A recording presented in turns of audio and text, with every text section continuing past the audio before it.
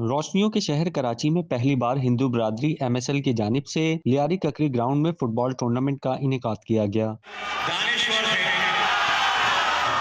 जिसमें कराची की 14 टीमों ने हिस्सा लिया। इस टूर्नामेंट को sports and youth affairs department, अक़लियती उमूर डिपार्टमेंट हुकूमत सिंध की जानिब से भरपूर ताउन हासिल रहा। एमएसएल की जानिब से मुनक्किदा टूर्नामेंट के फाइनल में मूसा लैंड स्टार ने गोपाल लालन लेजेंड्स को 2 गोल से शिकस्त दी। मेयर कराची मुर्तजा वहाब और टीएमसी खलील हूत ने फाइनल में मेहमान खसूसी के तौर पर शिरकत की। इस मौके पर बात करते हुए ऑर्गेनाइजर लक्ष्मण मशहूरी का कहना था कि पाकिस्तान पीपल्स पार्टी की क़यादत के मशकूर हैं, जिन्होंने हमेशा अक़लियती बिरादरी से ताउन किया।